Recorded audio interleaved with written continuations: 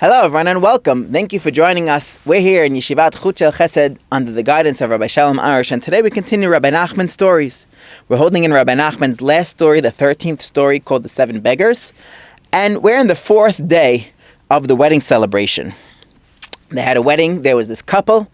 They got married. They were paupers. They got lost in a forest, the boy and a girl, and the beggars decided let's let them get married. And while they were lost, different beggars came to give them bread, came to give them sustenance for their soul, for their bodies, any way they needed it. Emotional support. That's what bread represents. So on the 4th day of the wedding celebration, it starts like this. They completed the celebration of that day, which is the 3rd day, and they went to sleep. The next morning, the couple began to yearn for the beggar with the crooked neck. All at once he appeared and said, "Here I am, Hineni. Originally I blessed you that you should be like me. Now I am giving you this as a wedding present." So just as the other beggars, he said, "I blessed you that you should be like this. Now I want to give it to you. You think I have a crooked neck? Actually, my neck is not crooked at all. Quite the contrary. I have a very straight neck. I have a very beautiful neck." It's very interesting.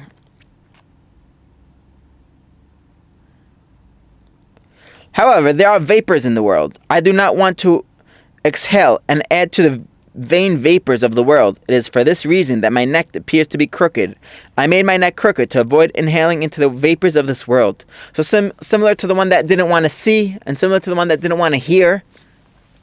There was a beggar, there was a blind beggar, there was a deaf beggar. They didn't want to have influences from this world. So this one too, not only did he want to be careful with what he sees and what he hears, just the air of this world was toxic for him because he was such a great tzaddik that he had to bend his neck, and he would, whatever this means. However, I actually have a beautiful, wonderful neck, and since I have I even have a wonderful voice, there are many sounds in the world that do not involve speech. I have such a wonderful neck and voice that I can mimic any of these sounds. So he's good at copying things. Regarding this, I have the word of the land of music. There is a land where everyone is expert in the science of music. Everyone there studies this discipline, even little children. There is no child there who cannot play some kind of musical instrument. The least person in this land will be the greatest musician any place else. The wise men there, as well as the king and the musicians, are extraordinarily skilled in this art. So there's a place of music. Once the leading sages of that land sat down, and each one boasted about his music. One boasted about his skill on one instrument, the one on another one. One boasted how well he could play one instrument, and another boasted that he could play several instruments. Still another one boasted that he was able to play all musical instruments. That's a big thing, right? Another one then boasted that he could mimic a certain musical instrument with his voice. Another one said, "I could do that instrument." Another one said, "I could do many instruments." Another said that he could do the drum so well that it sounded like a drum. Another one said that he could sound like artillery, like he was going to shoot something, right? I was also there. I spoke up and said to them, "My voice is better than your voices. This is proof. If you are so skilled in music, let us see if you can help the 2 lands. There are 2 lands which are 1,000 miles apart. At night, people in these 2 lands cannot sleep. As soon as night falls, everyone, men, women, and children, began to wail. If a stone were placed there, it would melt out of the pity for this wailing. They hear a great sound of sobbing, and because of this, all the men, women, and children wail." So to speak, it's like contagious. They hear this wailing and they just go with it. This is true in both lands. The same sounds of sobbing is heard in both lands, even though these 2 lands are 1,000 miles apart. If you are so skilled in music, I would like to see if you can help these 2 lands, or if you can mimic their sound. Let's see if you can reproduce the exact sound of the wailing that is heard there. The wise men said to me, "Will you bring us there?" "Yes, I will," I replied. They all set out and eventually came to one of the 2 lands. At night, when everyone began to wail, the wise men also began to wail. It was quite obvious they cannot do nothing to help these people because they were affected by the wailing and they started crying, so they can't be part of the fix if they themselves are under this influence. In any case, I said to the wise men, "Tell me, what is the source of the sobbing that is heard here?" So they said, "And you know? You do know?" They replied. "I most certainly do." I said, "There are 2 birds, one male and one female. This can be represented by the Shekhinah. This is Hashem and the Shekhinah, which are separated, or the Jewish people and Hashem while we're in exile, where each one wants to get close to each other. They cry at night is like the Tikkun Chatzot. They are the only such pair of birds in the world. The female was lost, and the male went to look for her. He searched for her and searched for her. They searched for one another for a very long time until they got completely lost. When they realized that they could not find one another, they decided to remain where they were and build themselves nests. So, yes, we're in exile, and sometimes you just have to survive, right? The male bird made himself a nest near one of the two lands. He was not right next to the lands, but he was close enough that people of the land could hear his voice from the place where he built the nest.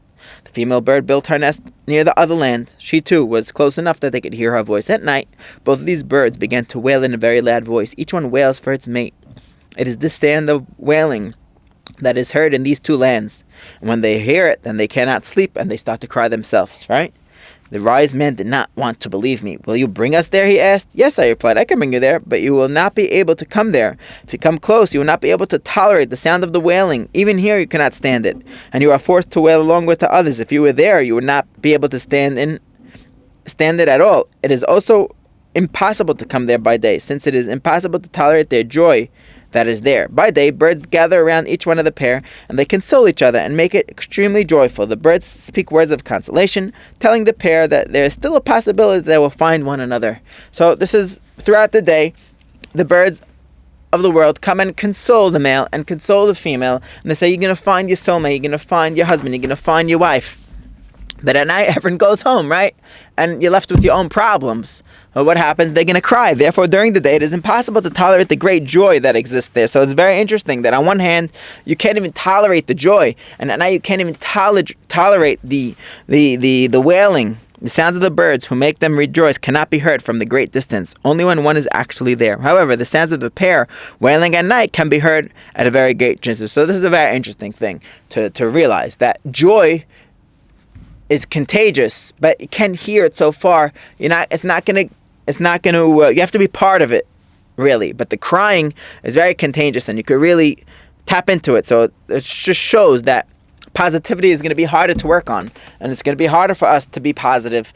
But when there's something negative and someone's next to you that's negative or something like that, it's very easy to go with that flow of the negativity and to tap into it. But you should be aware of this and know this, that no, that's not what Hashem wants. Hashem doesn't want us to be negative. But at the same time, to know that it is something that happens fast. And it's very fast to fall to the negativity. We even fall to saying negative things to ourselves. We have to be careful of this. Can you rectify this? They asked me. I replied, I can rectify this, since I can mimic any sound in the world.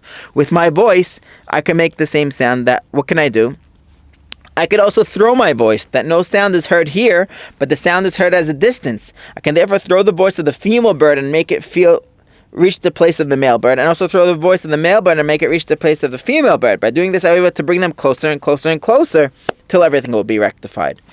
When he saw that they did not believe him, he took them into a forest. They heard the sound of a door being opened and closed and locked with a bolt.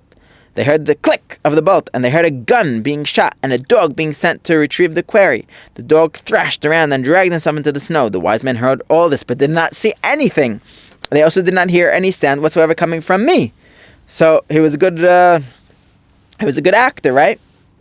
Still, I was the one who was making these sounds, and this is why they heard them. They realized that I could actually produce any sound and throw my voice. Therefore, I could rectify everything. Rabbi Nachman did not tell any more about this, and it is understood that he skipped part of the story here. Therefore, I have the word that the land that I have a wonderful voice, and that I can mimic any sound in the world. Now, as a wedding present, I am giving it to you, so you will be like me. When he completed this story, there was a great joy and rejoicing there. We'll stop here for today. It's interesting that Rabbi Nachman didn't say the end of the story, because this is the power of the great tzaddik to bring the Jewish people closer to Hashem, to bring the unification of Hashem and the Shekhinah. These are things that are secrets. These are things that we might not understand. But when we do our part, we actually do this and we bring Hashem closer. What does Hashem want us to do? He wants us to be happy. And at the same time, He wants us to yearn. This is the interesting thing of yearning for the Beit HaMikdash, that Hashem wants us to be happy where we are.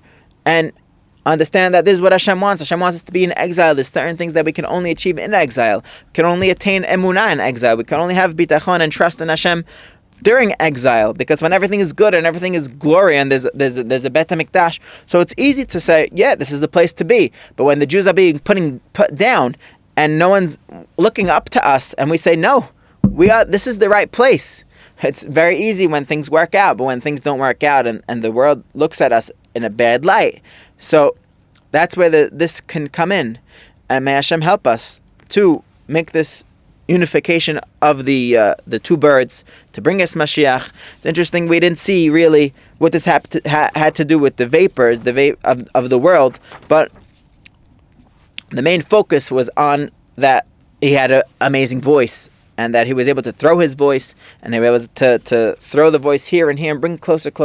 So may Hashem help us to connect us to the tzaddikim that know how to fix things, and not to fall to the prey of the negativity and just to cry, because they just started crying because they heard crying, but they didn't know what the crying was. It was a cry of yearning. Let's not get confused. May Hashem help us to continue these stories, to finish the story. We'll catch you next time for the 5th day of the 7 days of the wedding. Thank you for joining us. Catch you next time.